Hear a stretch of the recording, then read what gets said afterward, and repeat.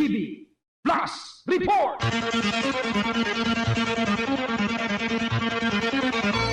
May flash report sa satuyang news break ang pag-iriba dyan sa luwas si Ans Galero. Ans, marhay na aga, location, what's happening? Go ahead. Yes, Marina Aga, CPU Marina Aga sa mga parantabay. Live kita digdi sa Purok Size kan Barangay Busay, Daraga Albay.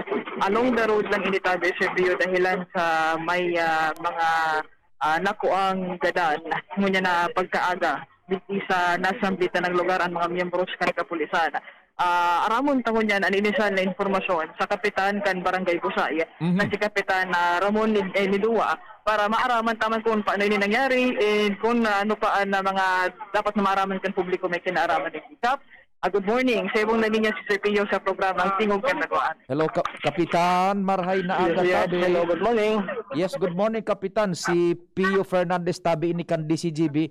Kap, ano po ang sitwasyon dyan tabi? Go ahead po, madangog kami. Istorya ko po na so actual na pangyari. Actually ko nini kasubagi po na siguro more or less 12 to 1 nagapud sa kuya so PNP dalaga na kap nga i-informan tayo ka na igwang yang kidnapping incident dyan sa nangyari sa barangay mo kung pwede kang yang magbaba para mahiling ta so CCTV footage. Ayun. Ngunyan po, since di man po ako matatao mag-operate kan CCTV, nag-decide po kami na ito ipagpaaga na lang. Just this morning po, nagapod naman sa kuya, so PNP, nga kap, magdedikata, naku amin na, so kuhan mga kinidnap, garada na nga, yan, ano yung mga sa Purok 6, hindi sa CNE building, sa may ukay-ukay. So, ngunyan po,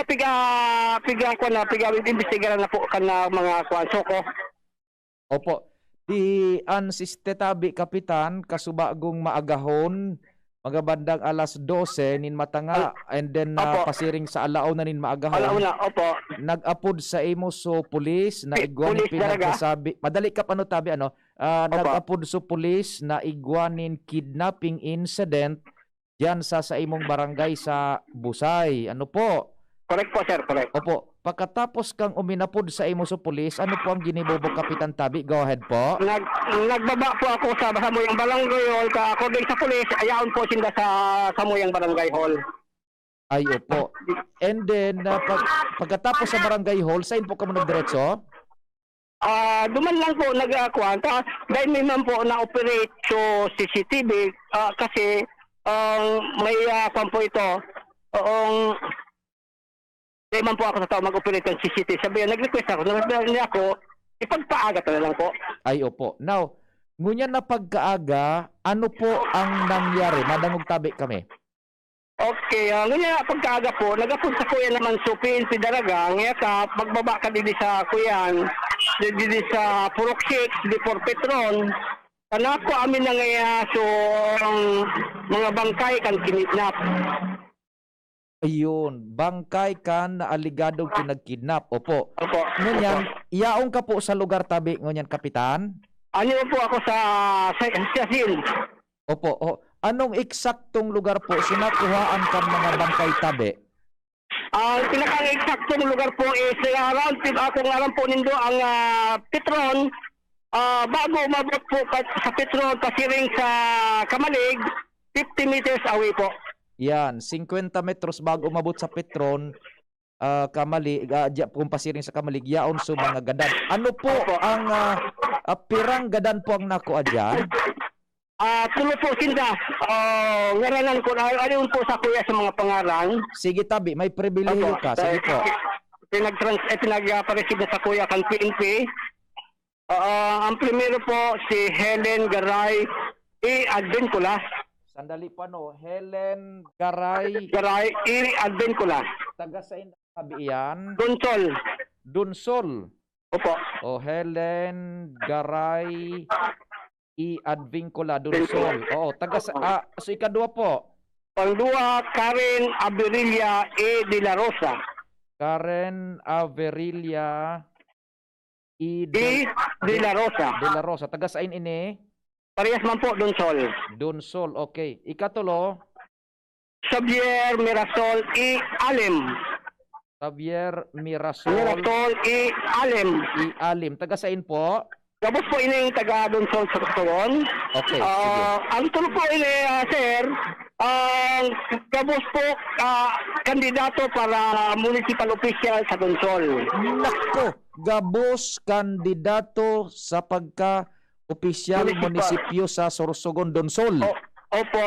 Ang saro po si Helen at Vincula, kandidato para Vice Mayor. Nako, oo. Ating aning dua po, kandidato para Kagawad.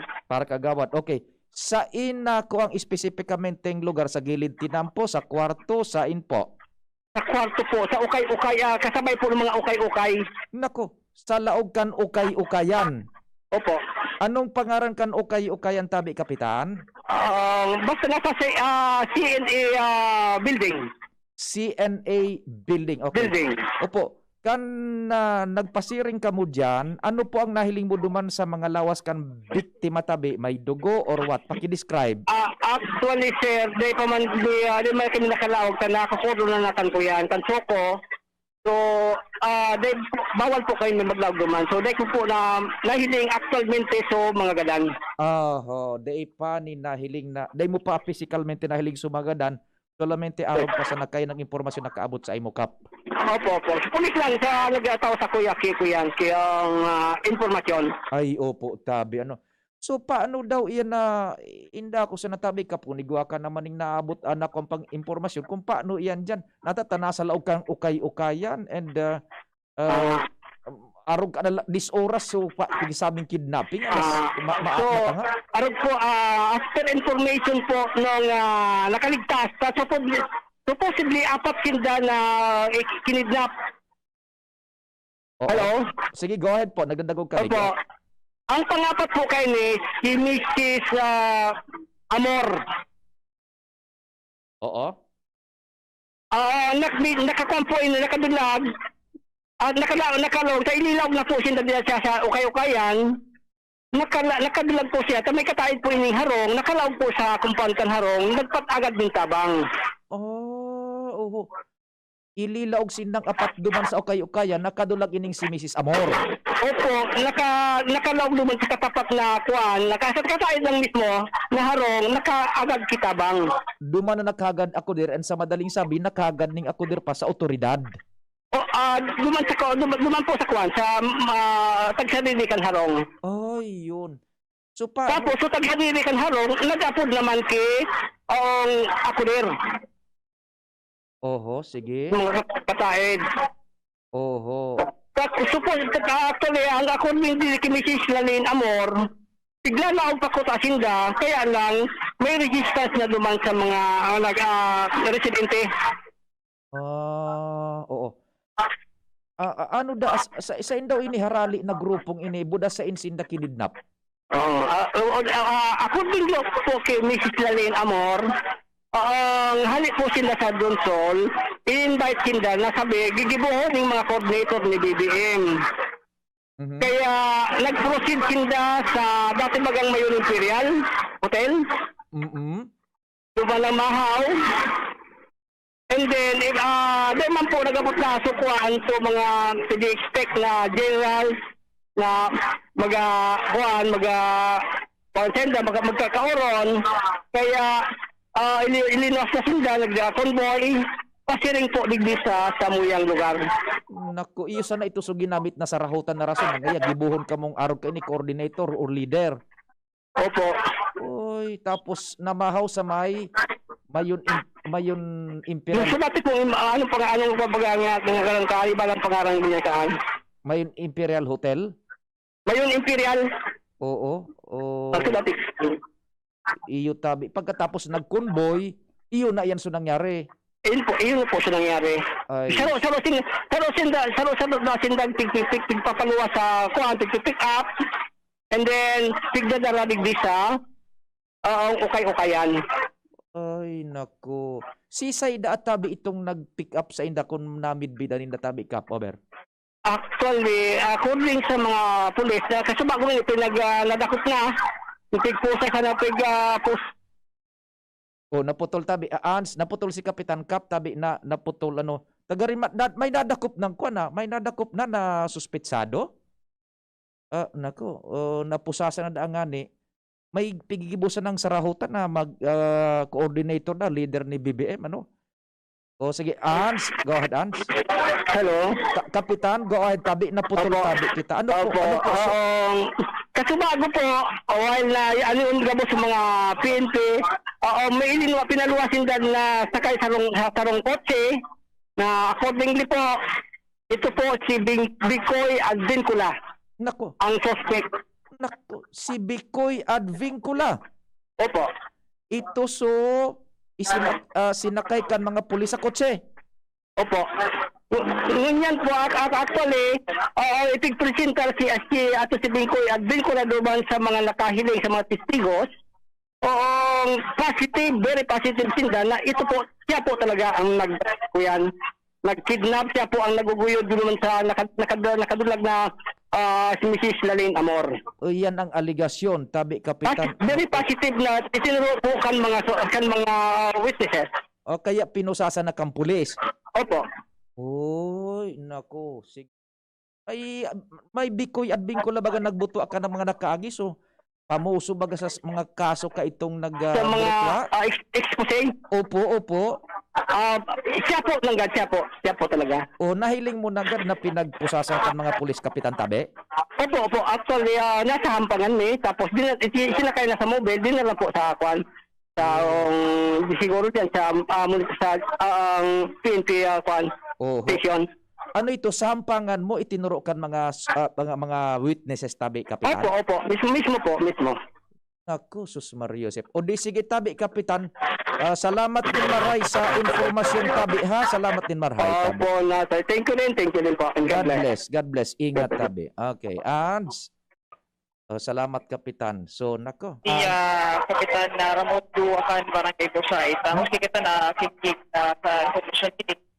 Talagang may connection naman sa blood report man ay pinalabas Luwens kasi bagong pagkaaga. And pag kita magtitabi, Sir Pio, sa mismong pinangyarihang lugar, nagpasiling na kami sa mobile unit sa PNP headquarters dyan sa Laga.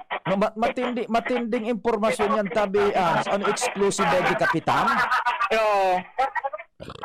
Sus Mario Joseph, na sampang mismo ni Kapitan, pinag-pinpoint itong si Bicoy.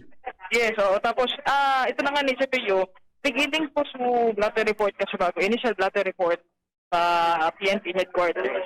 Ang nakabuktak naman Cepillo sa report, mismong si Peter Advincula o yung si Bicoy ang nag-report na may nahiling sa alipin. Natulong gada na lawas na sa pinagarihan. Yan, so that's the twist of the story. Nagpa-blatter si Bicoy, andin nakop si Bicoy ta may witness na ang nagturo na yun ngayon so naguguyod pala og duman sa okay kan mga biktimang iyan, aligado. Yes, garo kani Kasubago may nakasakay sa patrol ka na PNP. Pero siya itong nakasakay duman sa PNP, nakaputi siya hindi baga si Bicoy, semi-calvo lang ang sa iyang buhok. Yaon na sa duman sa headquarters kan PNP pero ini mga miyembros kan kapulisan kan SOCO and the Regional Crime Laboratory Office kan PNP yang paligi sa ining tigtataram ni Kapitan Ramon na ukay-ukaya. Any initial information na nakaabot sa imo, ano ang ikinagadaan kan tulo, may tama ning bala, saksak, badol or what? As of now, so Pio, pakitan na ko po ang informasyon as of mga oras na kung ano ang nahiling, kung ano nagadan, pero sa mga investigador diyan na sa loob and posible to maaraman ka kung ano talaga sa ikinagadan pining tulo ng mga darapulang personalidad sa Johnson Sopo.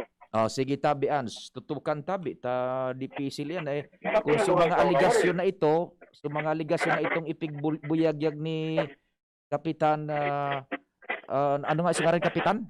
Ramon Nidua. Si Mon na Nidua, iyo man sana, so nakaabot sa iya man na informasyon man, ano?